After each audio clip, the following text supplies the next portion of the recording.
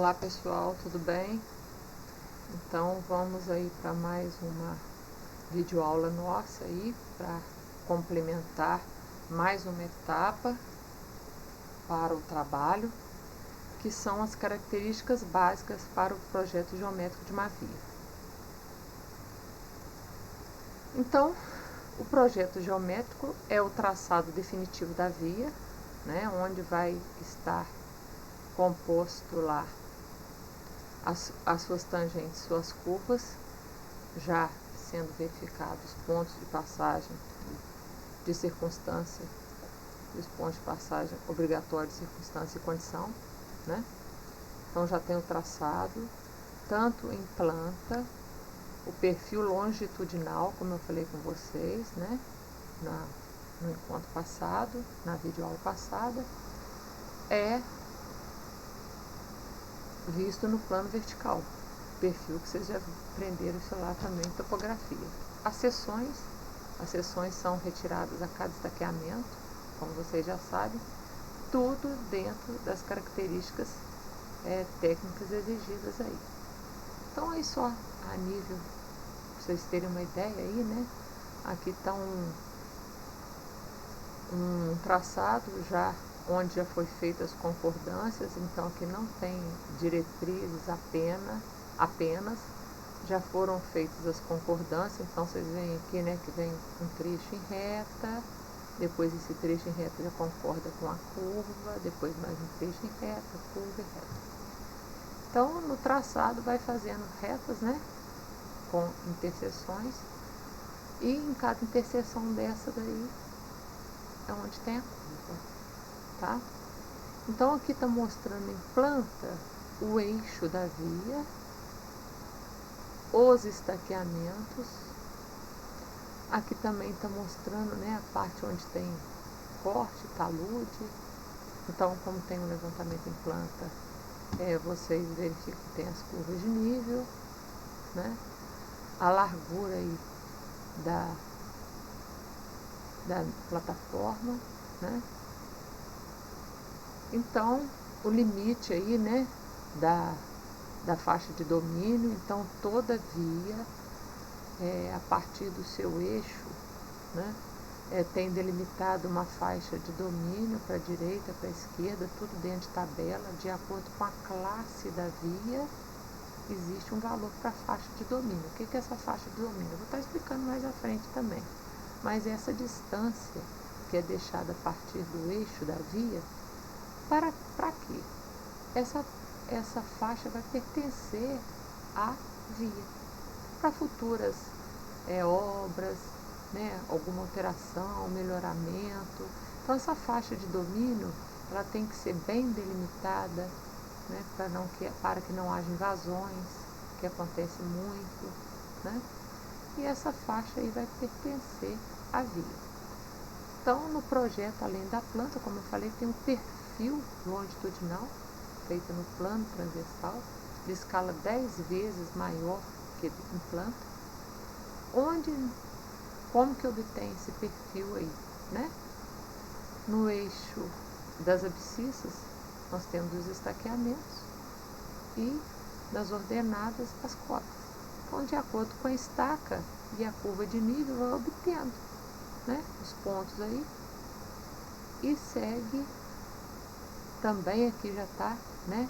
Aqui, se for observar, temos aqui a linha do terreno natural. Olha bem, essa daqui é a linha do terreno natural, tá? Como que está? Depois a gente passa para o grade de terraplenagem, como pode ser visto, para poder fazer também as concordâncias. Então, ó, em cada rampa aqui, ó, rampa,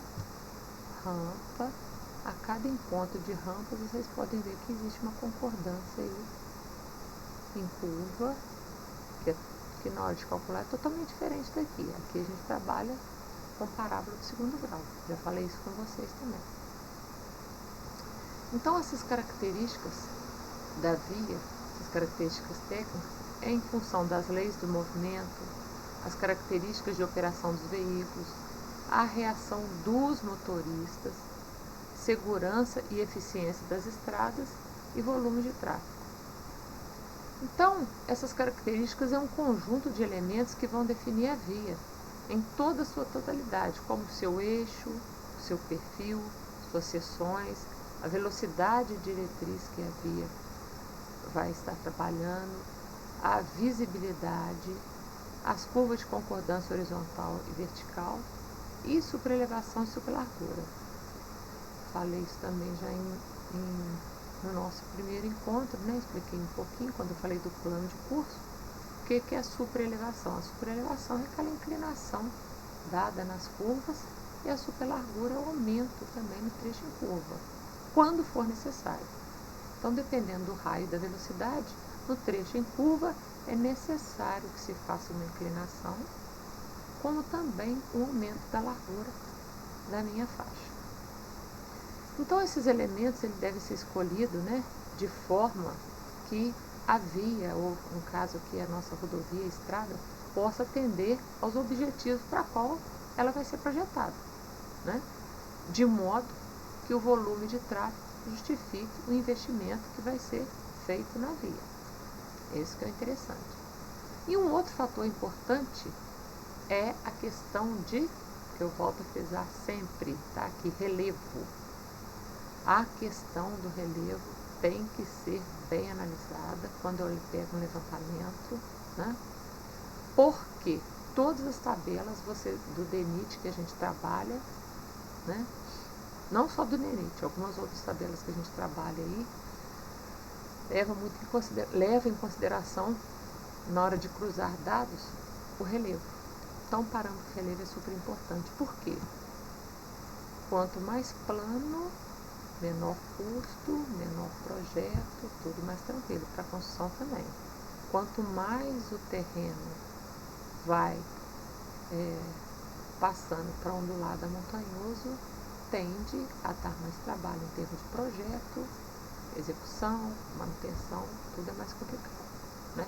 E o nosso relevo apresenta bem essa característica, tá? Então, o relevo ele determina muitos parâmetros, né? Como, por exemplo, a velocidade da via.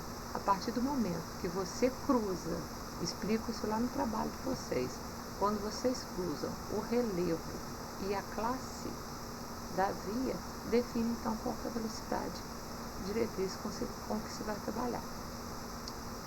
Então, várias classificações aí são feitas para questões de relevo.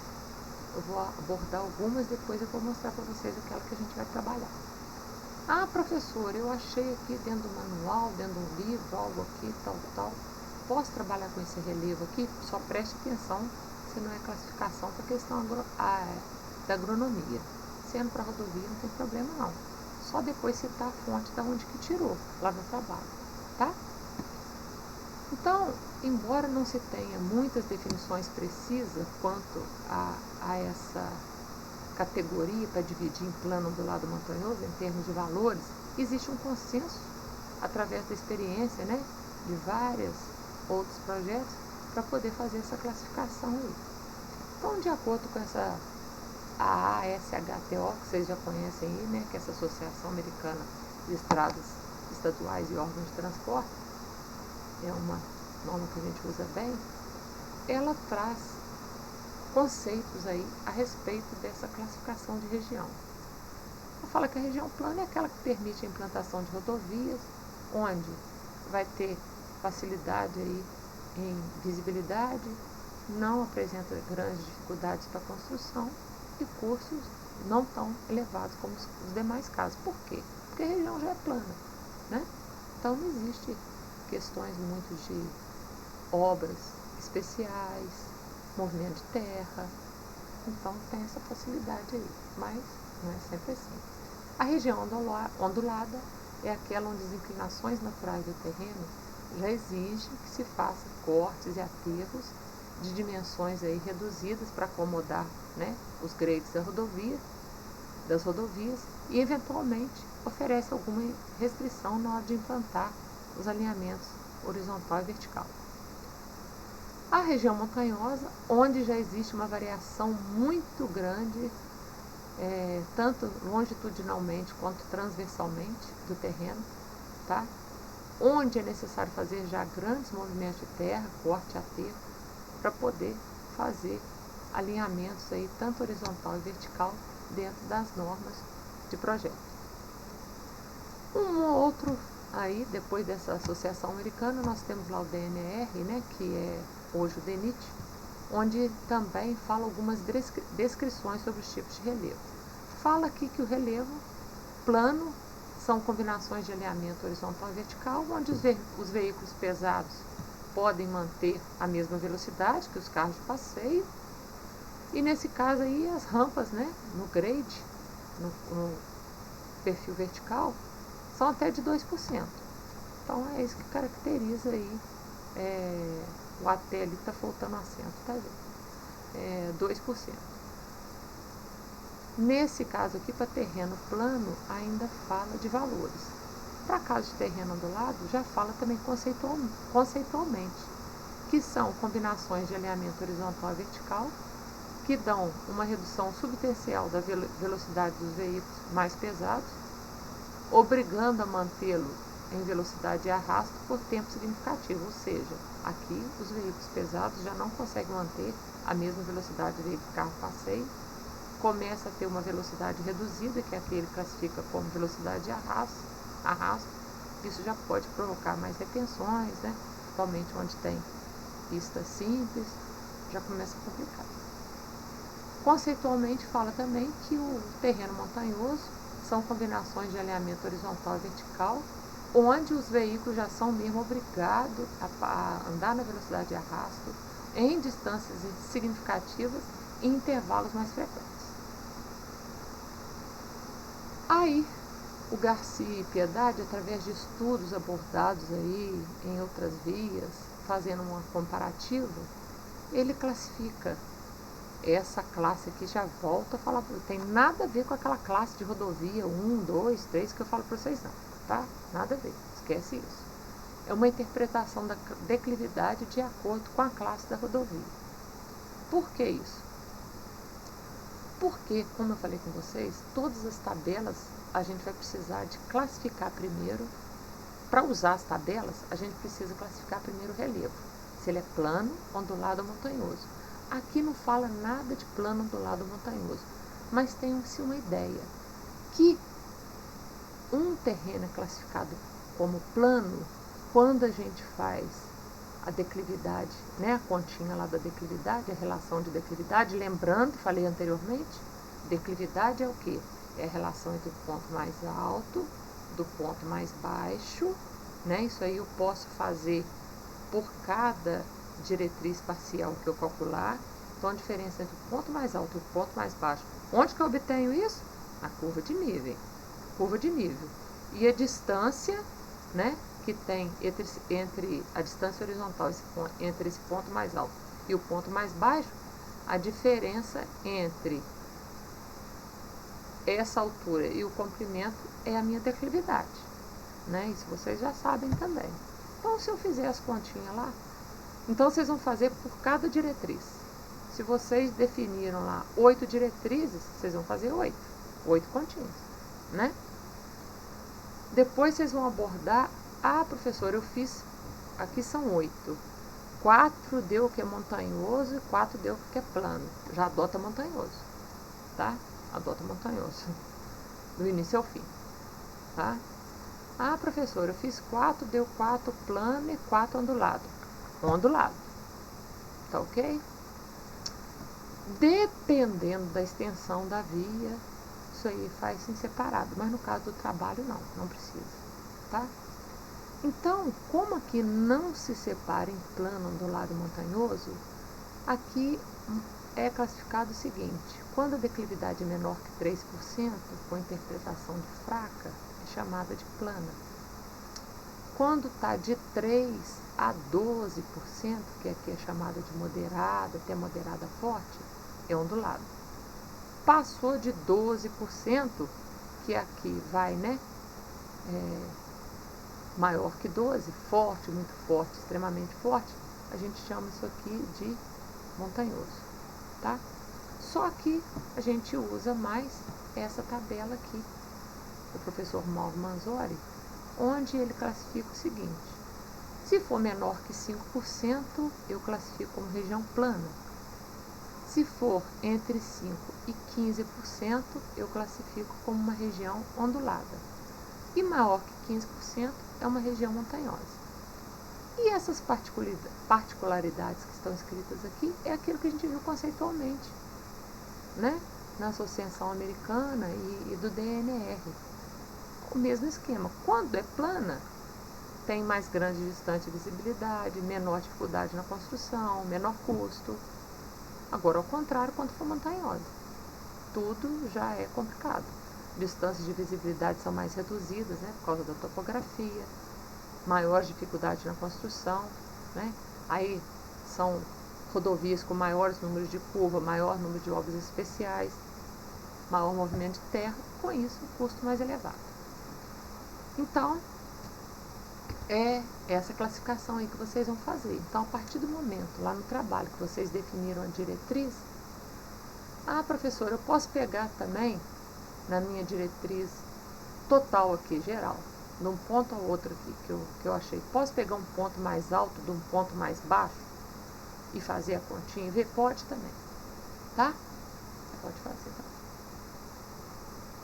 Aí, já que eu tenho, né, qual que vai ser minha classe da minha via, por quê? Porque eu já tenho o número de veículos, a média, o VMD, né, já tenho o VMD, já tenho o relevo, né, eu já posso partir para um parâmetro importante, que é a velocidade. A partir da velocidade eu já posso calcular outros parâmetros, né? Então, um dos fatores importantes para os motoristas na escolha do percurso, o que é primeiramente que se pensa? É o tempo, né? Lógico que eu vou escolher o caminho mais curto. Um tempo mais curto de viagem, né? Mesmo que a via seja ruim, mas na maioria das vezes vai se optar por um tempo mais curto. Mas existe um fator muito mais importante que a gente sabe, que é a questão da segurança e conforto, né? Sabe-se também que com esse avanço tecnológico dos veículos, né, veículos mais rápidos, mais leves, até mesmo a questão de frota de caminhão, né, caminhões aí articulados, maiores, exige-se então que os projetos de via sejam mais elaborados. Não? Então, por isso que na hora que se faz um estudo do tráfego, não esqueça também, isso aí vocês vão ter que abordar lá no trabalho, tá? Lá no trabalho, naquela primeira etapa, vocês têm que abordar aquilo também. Qual o tipo de veículo que vai passar por essas vias? Por quê? Para ter vias aí, né, com projetos bem mais elaborados, mas também a gente pode evitar custos elevados, né, dependendo do tipo de veículo que vai passar por ela. Mas esses veículos que passam para a via têm que ter, né, velocidade adequada e com boa segurança. Então, os benefícios alcançados com esses investimentos são medidos pela economia do tempo através do aumento da velocidade. Por isso que eu deixo negrito aí.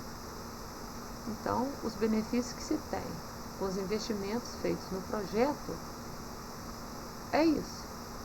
Economia de tempo, com isso, aumenta a velocidade.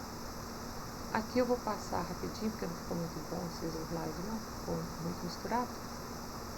Existe algumas condições aí, da qual eu falo o seguinte: a velocidade com a qual um determinado veículo percorre a estrada depende de que fatores? Primeiro vem falando aí, da capacidade e vontade do motorista, né? Isso leva em consideração. Muitas vezes a via está com alguma certa retenção, a gente vê uma fila de carros, não tem condição às vezes o local de fazer ultrapassagem, alguma coisa assim, né? Vai ver, motorista não está colaborando, né? Veículo também, condições e características do veículo. Muitas vezes tem veículos aí Com o tempo foram criando normas aí, que certos veículos não iam poder transitar nas rodovias, né?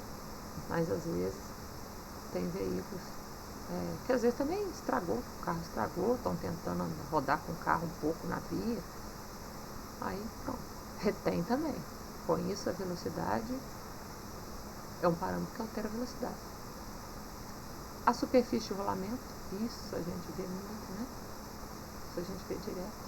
O estado da superfície de rolamento, como que faz com que a velocidade tem que ser alterada, né?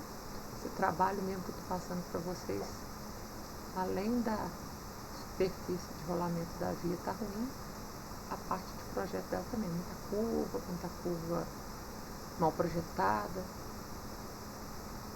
Um parâmetro também que ocasiona, né, retenções às vezes nas vias são as condições climáticas do momento, com chuva muito forte, né? Isso aí tem que dar uma diminuída mesmo, a gente sabe que ocasiona isso. Volume e condições de escoamento do tráfego no momento. A gente sabe que tem momentos que os veículos são obrigados a reduzir velocidade porque tem um maior número de veículos na via, né? Principalmente em horários de pico. E nas rodovias tem horários aí, por isso que muita gente às vezes gosta de viajar à noite por causa disso, né? Porque sabe que certo horário é complicado. Também as características geométricas do traçado, esse caso que eu falei com vocês, dessa via aí que liga essas cidades, tem muitas curvas ruins, perigosas. Então a velocidade, se você passar de 30 a 40 km, perigoso. Restrições relativas a velocidades máximas e mínimas da estrada. Muitas vezes o veículo não pode operar com uma velocidade maior porque a via tem restrições, tanto para a máxima quanto para a mínima, né? Porque a via não tem condição, né? Questão de policiamento e o sistema de controle de velocidade dos veículos, que são os radares aí. Então, dentro de velocidade, como que nós vamos definir a velocidade para projeto, também chamada velocidade diretriz? Então, a Associação Americana fala o seguinte, que a velocidade de projeto é a máxima velocidade que o veículo pode manter em um trecho de via em condições normais e com segurança. E é um elemento indispensável para o projeto da via. A gente vai ver que o cálculo para raio, começando já para raio, o cálculo do raio das vias aí já depende desse parâmetro de velocidade.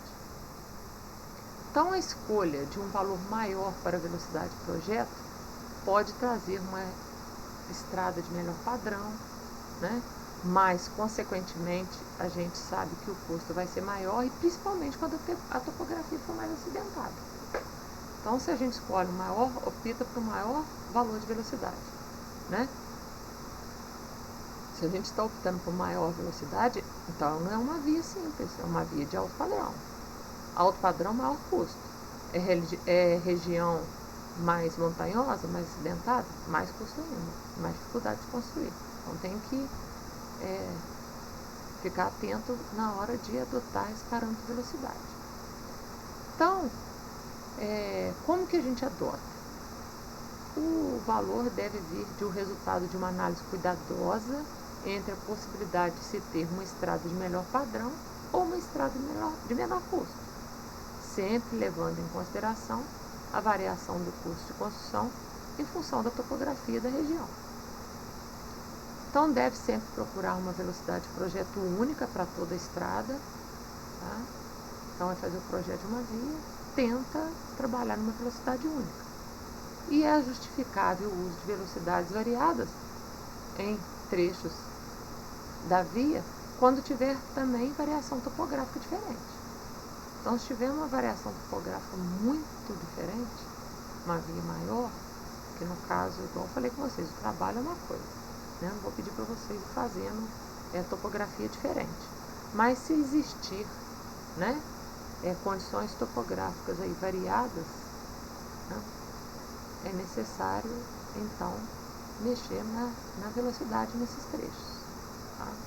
Fora disso, não. Então, tem uma tabelinha aí do DENIT, que foi adotada lá no DNR, aqui é usada ainda, que é em função da classe de projeto e o tipo de relevo. É aquilo que eu falei com vocês, já começa a cruzar dados. Já sabemos como que determina o relevo, já sabemos como que é a classe.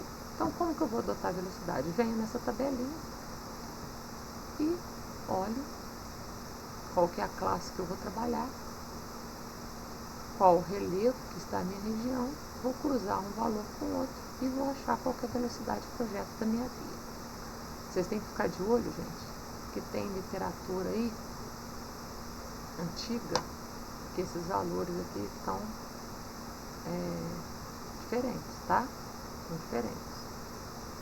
Então, vamos supor, igual do trabalho lá, alguém vai trabalhar lá com a classe 2 e deu que o terreno é montanhoso. Então, a velocidade do projeto vai ser trabalhada em 50 km por hora. Tá? Ah, o meu professor caiu na região 3, mas na hora que eu fiz aqui, consegui fazer um traçado, relevo, classifiquei como ondulado. Classe 3, terreno ondulado, velocidade 60. Ok? Bem simples. E a velocidade média? A velocidade média da via, ou velocidade de operação, é a soma das distâncias percorridas dividida pelo tempo. Tá? Ela é definida também como a mais alta velocidade de percurso que o veículo pode realizar em uma via em condições favoráveis para tempo, tráfego. É lógico que também sem exceder a velocidade de projeto, porque a via foi feita para a velocidade de projeto. Tá?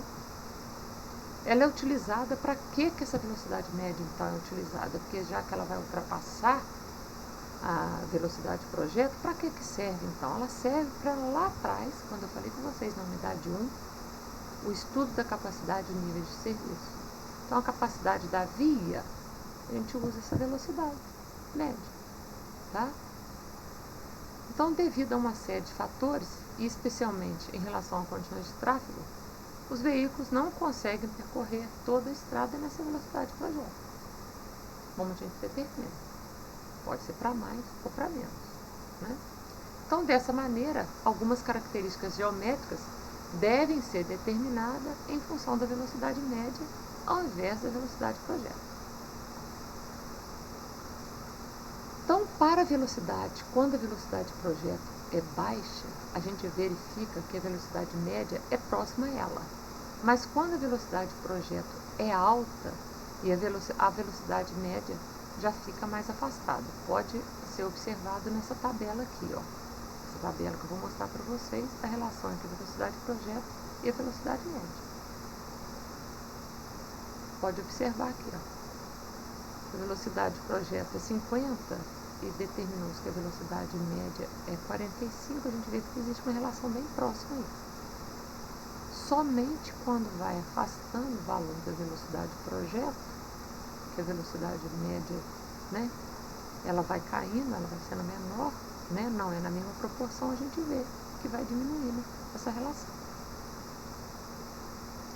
Como nós falamos anteriormente no capítulo 1, a capacidade da via. O que é isso? A capacidade da via é o número de veículos que pode passar sobre uma seção da via, né, em uma direção, ou em ambas para via, onde tem 2 ou 3 faixas, durante uma unidade de tempo, em condições normais de tráfego. Essa que é caracterizada como a capacidade de uma via.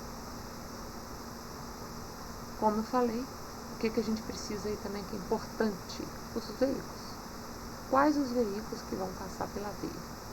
Né?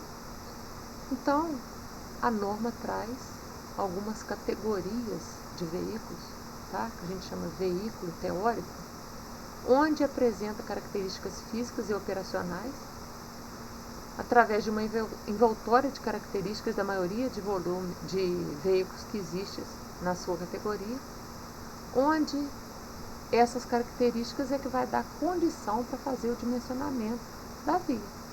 Como, por exemplo, a gente, né, o que a gente aponta aí? O que um veículo vai interferir no projeto? Por exemplo, a largura, eu sempre gosto de falar isso. Quando eu dou avaliação, quando eu dou prova, né, eu acho importante saber disso. A largura do veículo de projeto influencia na largura da pista de rolamento. também influencia nos acostamentos e nos ramos de interseção. Então, um parâmetro importante é a gente verificar qual o tipo de veículo que vai transitar na via, para a gente saber como que vai ser, que vai adotar o valor de pista de rolamento, acostamento e outros que a gente vai ver aqui. Um outro fator importante para veículo, a distância entre os eixos. A distância entre o eixo de um veículo influi no cálculo de superlargura, na hora de determinar os raios mínimos, internos e externos das pistas dos ramos. É importante também. A gente vai ver lá na frente algumas relações onde vai ser necessário usar isso aí. O comprimento total do veículo influencia na largura dos canteiros, nas faixas de espera. Outro dado também, a relação peso bruto e potência, né? Então eu preciso saber qual que é a relação peso bruto e potência na hora de fazer uma rampa. Então lá quando eu faço, né, o meu perfil, trato o perfil longitudinal para me fazer as concordâncias verticais, na hora de fazer as rampas aí, calcular a rampa, né, eu tenho que ver quais os tipos de veículo para ver, né, se o veículo vai conseguir passar. Ou se o veículo vai ter uma dificuldade de desenvolver uma velocidade boa, pelo menos que naquele trecho eu faça uma pista dupla. Por quê? Porque aí o veículo mais pesado vai para a pista da direita e os veículos mais leves continuam o trajeto. Tá? E hoje a gente sabe que existem muitos caminhões pesados aí, né, nas vias. E um outro parâmetro importante que influencia no gabarito vertical, né, na hora de a gente estar fazendo túneis, né, algumas passarelas aí, a altura do veículo é importante na hora de adotar isso aí. Tá?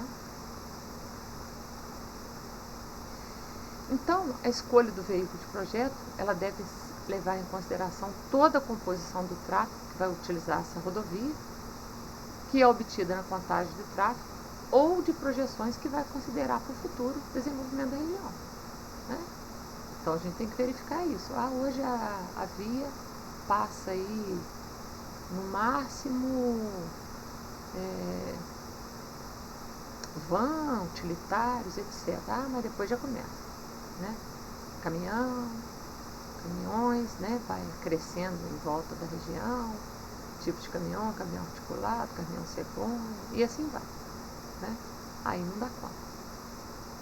Depois eu vou mandar alguns vídeos para vocês que vocês vão ver a dificuldade de manobra de alguns caminhões.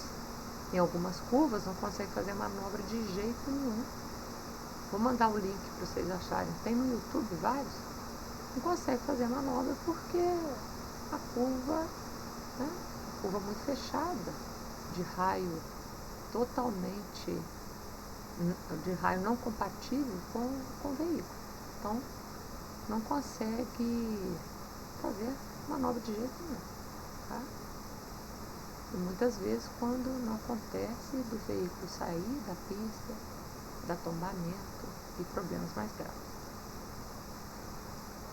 Então, de acordo com o DENIT de 2010, considerando aí a pequena divergência que existe entre os veículos fabricados no Brasil e os veículos americanos, nas categorias carro de passeio, veículo comercial rígido de menor distância, ônibus urbano não articulado, e, em virtude da ausência de estudos mais completos, que permite que a gente fixe com precisão as dimensões e características dos veículos de projeto para as nossas condições, a gente recomenda a norma dessa associação americana aí, com designações mais apropriadas ao nosso idioma. Então, gente, está lá na norma direitinho o que está aqui para vocês. Então, até pouco tempo aí, tá? Antes dessa norma nova aí de 2010 do DENIT, era considerada apenas 4. Depois foi 6 tipos básicos de veículo. Hoje a gente já trabalha com 9, tá? Onde são selecionados esses veículos aí em 9 categorias, com dimensões, limitações de manobra, cobrindo classes de veículos em tráfego no país. E eles são representativos de cada classe. Então, verificou-se que, eventualmente, veículos de menor dimensão, existe maiores áreas ainda para manobra que os demais de sua classe, com certeza. Em relação dentro da classe, tá? Então, não pode esquecer isso.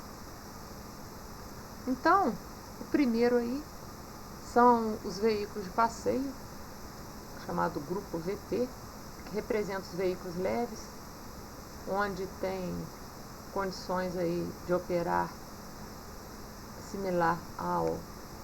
similares são o automóvel, as minivans, vans utilitários, picapes e similares. São considerados aí então da categoria VP. Depois, na categoria CO, que são conhecidos também como o grupo de veículos comerciais rígidos não articulados de menor dimensão. Nesse caso aí, quem entra nesse grupo, nessa categoria, são caminhões e ônibus convencionais de 2 eixos e 4 a 6 rodas. Tá aí o grupo de veículos CO. O outro grupo, a outra categoria, são do grupo O, já são veículos comerciais rígidos não articulares, agora de maiores dimensões. Então já tem maior dimensão. Nesse caso são os ônibus urbanos longos, os caminhões conhecidos aí como trucão de 3 eixos, onde os veículos são maiores que o da categoria anterior. Tá? Então são esses aí. Alguns exemplos, né? Que eu tirei aí dessa categoria O.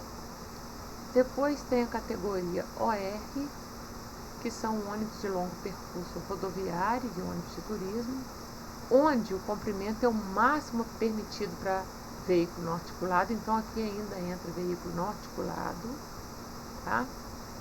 Onde se aproxima do limite legal admissível para ônibus não articulado, que tem o terceiro eixo como apoio direcional. Tá aí no caso, como exemplo, um ônibus aí maior dentro dessa categoria OR. Agora, outro grupo aí, que é o CA, o próprio, a letrinha aí fala CA, já é carga agora articulada. Nesse caso, é composto por uma unidade tratora simples, com 2 eixos, tracionado por um semi-reboque de 3. No caso aí é conhecido dentro dessa categoria, chamada de carreta. Tem um modelo muito conhecido aí que é chamado de Vanderleer, né?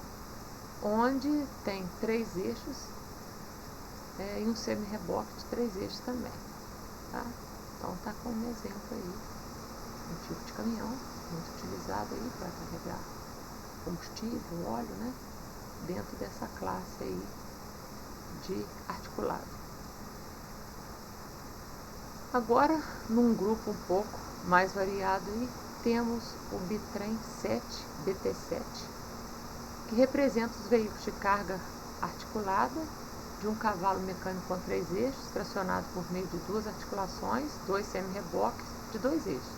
Então, por isso que é 7, 3, 5, 2, 7, né? Então, 7 eixos é chamado bitrem, onde ele tem um comprimento aí de 19,80 metros.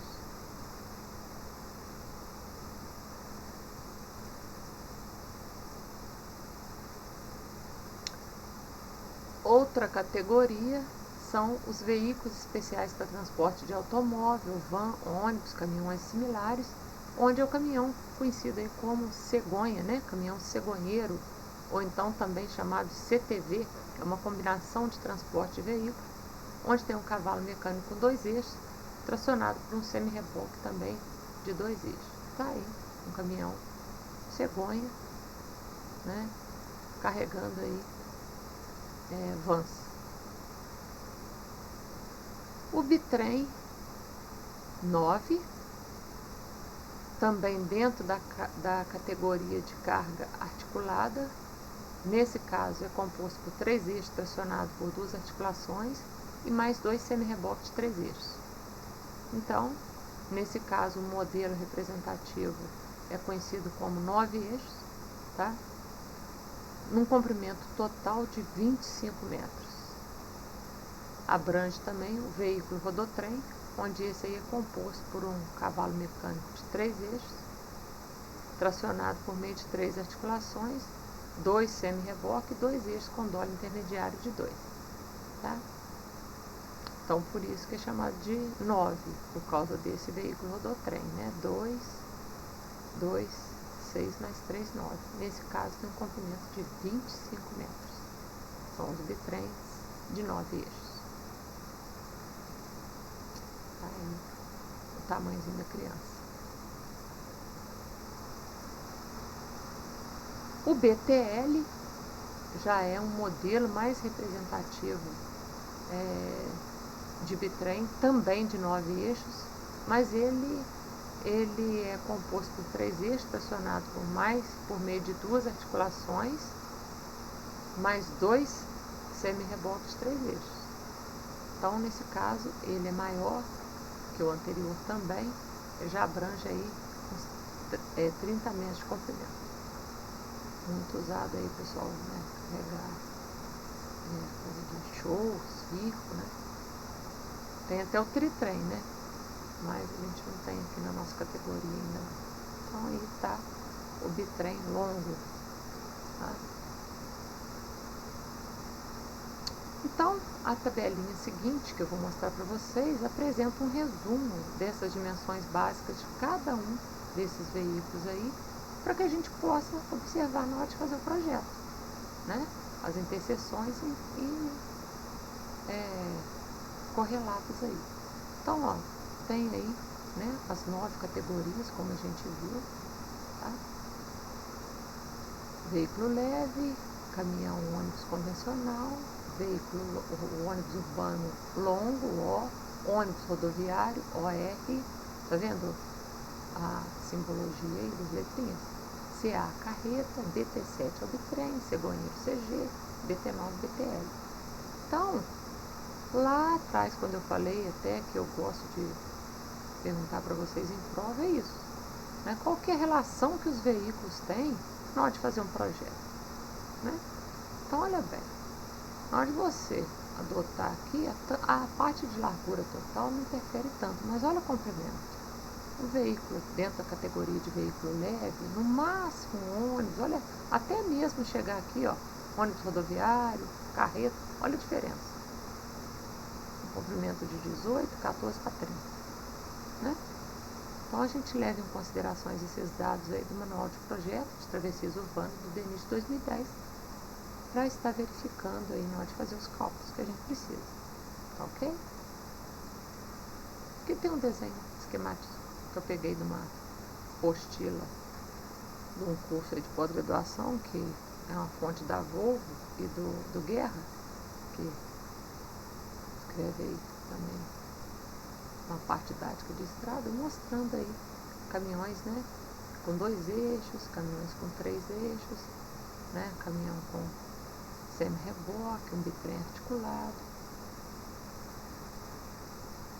só para acrescentar aí. E dentro do manual do projeto geométrico de travessias urbanas, do DENIT que eu estou falando com vocês, aqui, ó, lá tem os 9. Aqui eu estou mostrando para vocês só esses aqui, tá? O veículo CO. Aí mostrando, né, a questão aí, ó, do raio mínimo externo, o raio mínimo que a gente considera da raio interno, o raio máximo no final do trajeto,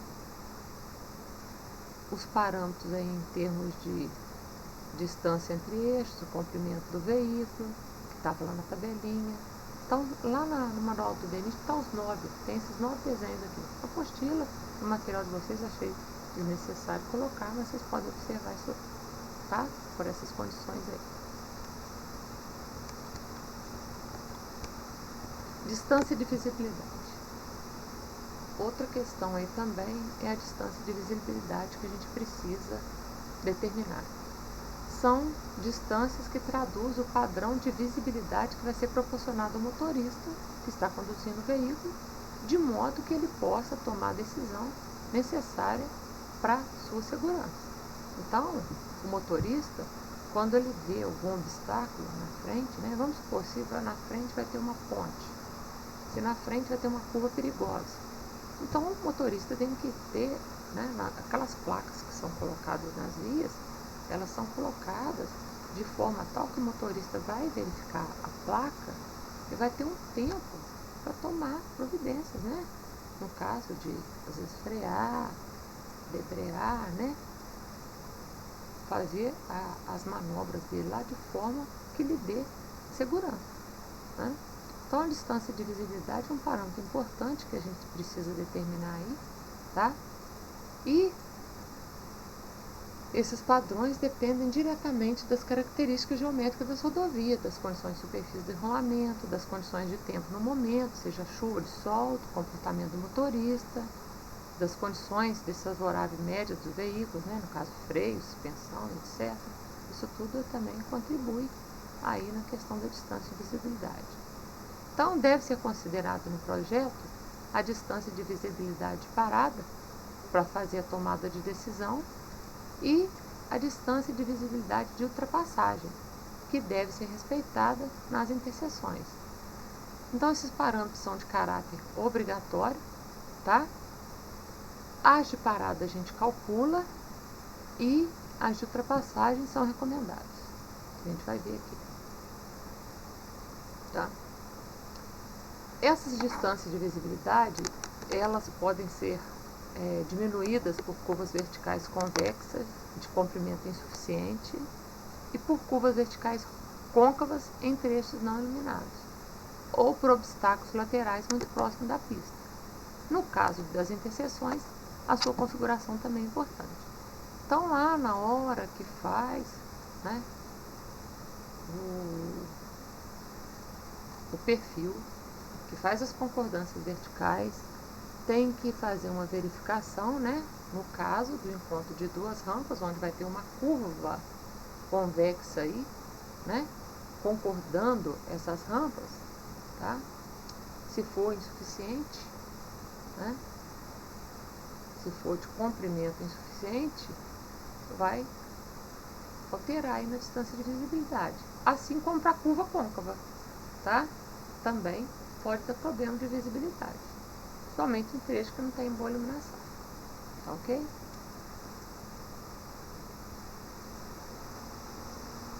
Então, a distância de visibilidade, também chamada de distância de frenagem, que eu acho que vocês escutam falar mais, né? É essa distância mínima que o motorista, trafegando na sua velocidade diretriz, na velocidade de projeto, necessita para parar com segurança após ver um obstáculo, tá? Então, o motorista precisa parar, então ele precisa de uma distância mínima aí. E essa distância, vocês vão ver aqui, vocês vão calcular ela aqui agora, mas vocês vão usar lá na frente na hora de fazer cálculo de curva vertical. Vai precisar desse dado aí, tá? Então, existe a equação geral para determinar essa distância de visibilidade, que é essa daí, ó. Distância de visibilidade, equação geral, 0,278 vezes velocidade vezes tempo mais velocidade ao quadrado dividido por 254, abre parênteses, J, que é taxa de desaceleração, dividido por 9,81, que vocês sabem que é da gravidade. Então, lá na apostila lá de topografia, tem outros materiais aí que explica tudo isso. Onde que chega nisso, por quê e tal. A gente não precisa disso não. Eu preciso somente da equação geral que vocês vão trabalhar, tá? Que na hora que faz essa conta aqui, ó, 254 dividido por 9,81, que inverte isso daqui, né? Inverte, vem pra cá, dá isso aqui, ó, 0,278, velocidade vezes tempo, mais, aqui é 0,039 v ao quadrado por j. Aqui, o que pega aqui? Ah, equação muito simples, tranquilo e tal, ótimo. Mas tem que tomar cuidado com um parâmetro importante, que são as unidades, tá? O valor do tempo é fixo, sabe? Sempre é 2,5 segundos. A distância de frenagem aqui, quando termina de calcular isso aqui, sai em metros. Então, esses valores, 0, 2, 7, 8, 254, tal, isso aí tudo é código de unidade já está um parâmetro aqui para fixar, para mim entrar o quê? Aqui vai entrar com quilômetro por hora e aqui segundo. Então, esse 0, 2, 7, 8 já é essa conversão, tá? Professor, eu não posso montar uma equação e já deixar fixa, não? 0,278 vezes 2,5 vezes V? Pode. Só estou mostrando para vocês a equação geral. Então, o que vai variar aqui apenas? Apenas a velocidade. A taxa de desaceleração é fixa pelo DNIT, é 3,4. O tempo de percepção e reação do motorista, o tempo que ele precisa para perceber e reagir, está aqui, 2,5 segundos. Então, vocês estão vendo que existe uma miscelânea aqui de unidades. Quilômetro por hora, segundo, quilômetro por hora aqui de novo, e metro por segundo ao quadrado. Por isso que tem esses números aí todos, para poder converter isso tudo, eu trabalhar com velocidade em quilômetro por hora e achar a distância em metro. Então, eu posso fixar tanto esse 3,4 aqui, né, e fazer esse número vezes 3,4, só deixar em função do V, 0,278 vezes 2,5 deixar em função do V. Isso aí é a opção de cada um. Eu quero deixar assim e mostrar para vocês. Tá ok? Por quê? Para mim, para vocês calcularem, depois eu quero justificar isso aí, que de acordo com o DNIT é adotado esses parâmetros e a equação geral de distância e visibilidade é essa. Ok? O termo primeiro aí da fórmula corresponde à distância percorrida durante o tempo em que o motorista percebe e reage a partir de uma visão de um obstáculo, que se imagina aí que é de 2,5 segundos, desprezando o efeito de freio motor e influência de grade. O segundo termo da equação fornece a distância percorrida desde o início da atuação do sistema de frenagem até imobilizar para trechos em nível da rodovia. Existe, né, alguns efeitos aí. O primeiro é o efeito do grade sobre a distância de frenagem. Então, a distância de visibilidade ou distância de frenagem, ela é afetada pelo grade da rodovia, de acordo com a ação da gravidade. Por isso que a equação inclui esse efeito aí que a gente está vendo, né, da gravidade. Aqui, o efeito do grade, o que acontece? Se vocês observarem, é a mesma equação anterior. O que tem a mais aqui? O efeito do grade, tá? Sobre a frenagem. Então, aqui tem o grade da rodovia. Se a rodovia tem 2%, 3%, entra aqui o grade da rodovia para me achar a distância de frenagem, tá? Então, se é 3%, vai ser o quê? 0,03. 2%, 0,02. O grade, por quê? O grade, ele é obtido, né, na relação entre altura e comprimento também. Tá? Aqui, na equação, volta a falar, né, velocidade em km por hora, o tempo é 2,5 segundos, km por hora, o J, taxa fixa, 3,4. O I, aqui só tem que ter atenção ao sinal. Se for um sentido ascendente da rampa, aqui vai ser positivo. Se o sentido for descendente, esse valor vai ser negativo, tá? Então, a equação, levando em consideração a rampa, é essa daí, tá? Então, é isso que vocês vão fazer. Convém salientar que todas as vias têm dois sentidos no tráfego. E a distância de visibilidade geralmente é diferente para cada um desses sentidos, principalmente quando o terreno é em tangente ou terreno ondulado. Vai variar mais ainda, por incrível que pareça.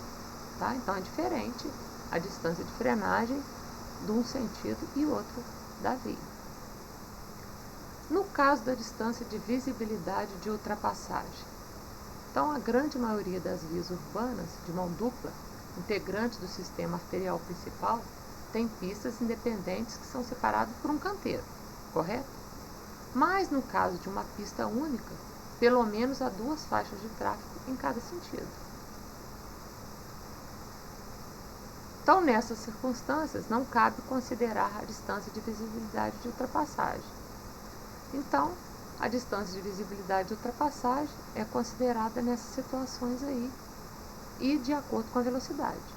Então, eu conheço a velocidade, eu vou adotar a minha distância de visibilidade de ultrapassagem. Estou trabalhando com 50 km por hora, a distância de visibilidade de ultrapassagem da via vai ser de 350 metros.